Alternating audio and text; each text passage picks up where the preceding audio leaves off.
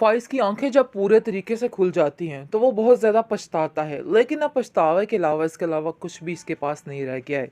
आप देखेंगे कि वो बहुत ज़्यादा रोता है और अपनी माँ से कहता है कि आखिर आपने मेरे साथ इतना बड़ा ज़ुल्म कैसे किया? आप माँ होकर इतना बड़ा ज़ुल्म मेरे साथ कैसे कर सकती हैं? मुझे तो यकीन ही नहीं आ रहा कि आखिर आप इस तरह की हरकत भी कर सकती हैं। जिसको सुनकर उसकी माँ कहती है कि बेटा बस मैं चाहती ही नहीं थी कि वो लड़की इस घर में रहे, और जैसे जिस तरीके से तुमने उसको इस घर में लेके आए, मैं ये बात कभी बर्दाश्त नहीं कर पाती, इसलिए मैंने ये सारे कदम उठाए। लेकिन आप देखेंगे कि फ़ाइज़ अपनी माँ से कहता है, आपने जो किया सो किया, लेकिन मेरी ज़िंदगी तो तबाह बर्बाद करके रख दी। मेरे पास आखिर आपने क्या छोड़ा? मुझे तो आपने बिल्कुल ख़त्म करके रख दिया। जिसको सुनकर काफ़ी ज़्यादा वो भी कहती है कि हाँ, मुझे अब जाकर एहसास हो रहा है कि हरीम इस घर के लिए एक बेहतरीन तोहफ़ा थी, लेकिन शायद मुझे इस चीज़ का अंदाज़ा पहले नहीं था। अब जाकर इन चीज़ों का इल्म हो चुका है कि हमना और हरीम में कितना फ़र्क है, लेकिन अब उसके पास कुछ भी नहीं रहा है।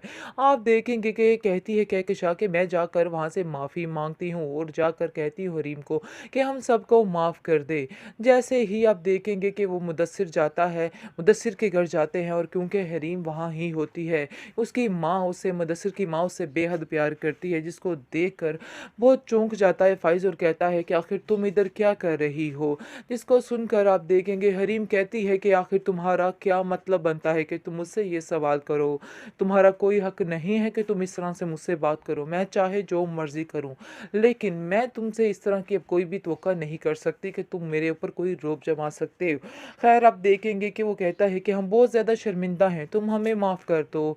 मुझे तो यकीन ही नहीं है कि आखिर कैसे मैंने तुम पे इतने बड़े-बड़े इल्ज़ामात लगा दिए और मैंने तुम्हारी किसी बात का यकीन तक नहीं किया। लेकिन बात ये है जी, वो कहती है हरीम कि अब इन सब बातों का तो कोई फ़ायदा ही नहीं है, और बेहतर यही है कि आप लोग यहाँ से चले जाएँ, क्योंकि अब उसकी ढाल बन चुका है मुदस्सिर, और मुदस्सिर कहता है कि अब कोई भी अगर हरीम के बारे में ऐसी-वैसी बात करेगा तो मैं एक पल के लिए भी बर्दाश्त नहीं करूँगा। इसलिए बेहतर यही है कि यहाँ से चलते बनिए। तुम्हें तब याद नहीं आया था जब तुमने उस पर इतने घटिया इल्ज़ामात लगाए थे, अब तुम कैसे उसके बारे में इस तरह से बातें कर सकते हो? अब ये माफ़ी-तलाफ़ी का कोई फ़ायदा नहीं। बेहतर यही है कि तुम यहाँ से चले जाओ और दोबारा कभी भी इधर मुड़ के मत देखना। जिसको सुनकर आप देखेंगे कि फ़ाइज़ बहुत उदास हो जाता है, क्योंकि उसको समझ आ जाती है कि उसकी दाल अब गलने वाली नहीं है। अब माफ़ तो कर दिया हरीम ने, लेकिन हरीम उसको कभी भी एक्सेप्ट नहीं करेगी। हमेशा के लिए फ़ाइज़ उसके दिल से उतर चुका है। इस चीज़ का अंदाज़ा हो चुका है जी बड़े अच्छे तरीके से अब उसको, और अब वो समझ चुका है कि अब उसकी दाल नहीं गलेगी। ख़ैर जी, बहुत ज़्यादा टेंशन में आ चुका है मुदस्सिर, क्योंकि मुदस्सिर को समझ नहीं आ रही कि वो आखिर अपनी बीवी से छुटकारा कैसे हासिल करे, क्योंकि उसने दिन ब दिन उसको तंग करके रख दिया है। और वो हश्र कर रही है कि बात-बात पर ज़लील और बात-बात पर ताने दिए जा रहे हैं। ये बात बिल्कुल भी बर्दाश्त नहीं हो पा रही है अब मुदस्सिर से, और मुदस्सिर अपनी माँ से कहता है कि मैं अब तंग आ चुका हूँ इस औरत से, बस कोई ऐसा रास्ता बताइए कि बस मैं इसको अब छोड़ दूँ। जिसको सुनकर वो कहती है कि मैं तो तुम्हें पहले भी कह रही थी कि तुम इस लड़की को छोड़ दो और अपनी ज़िंदगी को हरीम के साथ शुरू करो। वो तुम्हारे लिए बेहतरीन इंतख़ाब है, शायद तुम्हें इस चीज़ का अंदाज़ा नहीं हो पा रहा है। लेकिन तुम्हें ये बात समझनी होगी और इस बात पे यकीन करना होगा कि तुम्हारी माँ तुम्हारे लिए कोई गलत फ़ैसला नहीं ले सकती है। मैं तुम्हारे लिए जो सोच रही हूँ, बिल्कुल ठीक सोच रही हूँ। मेरी बात का यकीन करो और हरीम को फटाफट से शादी करके इस घर में ले आओ, क्योंकि मज़ीद मैं भी अब ये बातें बर्दाश्त नहीं कर सकी। मेरी ज़िंदगी मौत का तो कोई भरोसा ही नहीं है। फ़ाइज़ की आँखें जब पूरे तरीके से खुल जाती हैं, तो वो बहुत ज़्यादा पछताता है, लेकिन अब पछतावे के अलावा इसके अलावा कुछ भी इसके पास नहीं रह गया है। आप देखेंगे कि वो बहुत ज़्यादा रोता है और अपनी माँ से कहता है कि आखिर आपने मेरे साथ इतना बड़ा ज़ुल्म कैसे किया? आप माँ होकर इतना बड़ा ज़ुल्म मेरे साथ कैसे कर सकती हैं? मुझे तो यकीन ही नहीं आ रहा कि आखिर आप इस तरह की हरकत भी कर सकती हैं। जिसको सुनकर उसकी माँ कहती है कि बेटा बस मैं चाहती ही नहीं थी कि वो लड़की इस घर में रहे, और जैसे जिस तरीके से तुमने उसको इस घर में लेके आए, मैं ये बात कभी बर्दाश्त नहीं कर पाती, इसलिए मैंने ये सारे कदम उठाए। लेकिन आप देखेंगे कि फ़ाइज़ अपनी माँ से कहता है, आपने जो किया सो किया, लेकिन मेरी ज़िंदगी तो तबाह बर्बाद करके रख दी। मेरे पास आखिर आपने क्या छोड़ा? मुझे तो आपने बिल्कुल ख़त्म करके रख दिया।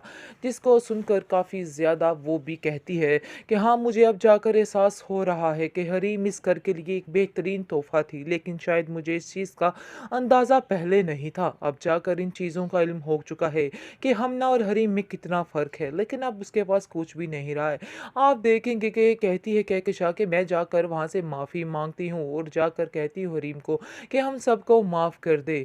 जैसे ही आप देखेंगे कि वो मुदस्सिर जाता है, मुदस्सिर के घर जाते हैं और क्योंकि हरीम वहाँ ही होती है, उसकी माँ उससे मुदस्सिर की माँ उससे बेहद प्यार करती है, जिसको देखकर बहुत चौंक जाता है फ़ाइज़ और कहता है कि आखिर तुम इधर क्या कर रही हो?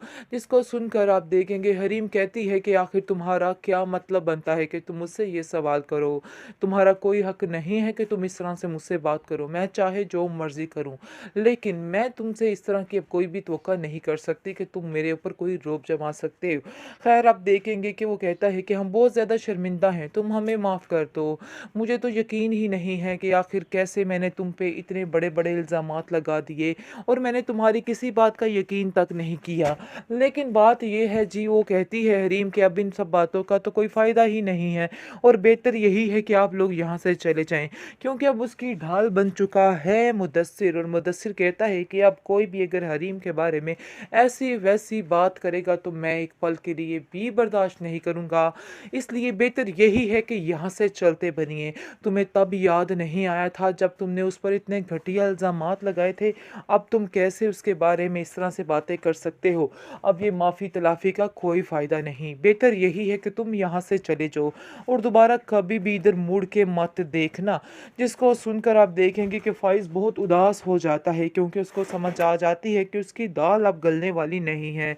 अब माफ़ तो कर दिया हरीम ने, लेकिन हरीम उसको कभी भी एक्सेप्ट नहीं करेगी। हमेशा के लिए फ़ाइज़ उसके दिल से उतर चुका है। इस चीज़ का अंदाज़ा हो चुका है जी बड़े अच्छे तरीके से अब उसको, और अब वो समझ चुका है कि अब उसकी दाल नहीं गलेगी।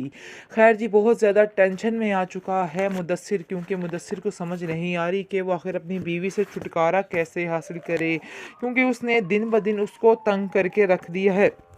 और वो हश्र कर रही है कि बात-बात पर ज़लील और बात-बात पर ताने दिए जा रहे हैं। ये बात बिल्कुल भी बर्दाश्त नहीं हो पा रही है अब मुदस्सिर से, और मुदस्सिर अपनी माँ से कहता है कि मैं अब तंग आ चुका हूँ इस औरत से, बस कोई ऐसा रास्ता बताइए कि बस मैं इसको अब छोड़ दूँ। जिसको सुनकर वो कहती है कि मैं तो तुम्हें पहले भी कह रही थी कि तुम इस लड़की को छोड़ दो और अपनी ज़िंदगी को हरीम के साथ शुरू करो। वो तुम्हारे लिए बेहतरीन इंतख़ाब है, शायद तुम्हें इस चीज़ का अंदाज़ा नहीं हो पा रहा है।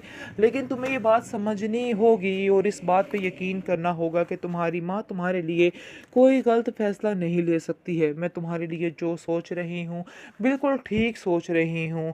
मेरी बात का यकीन करो और हरीम को फटाफट से शादी करके इस घर में ले आओ, क्योंकि मज़ीद मैं भी अब ये बातें बर्दाश्त नहीं कर सकी। मेरी ज़िंदगी मौत का तो कोई भरोसा ही नहीं है।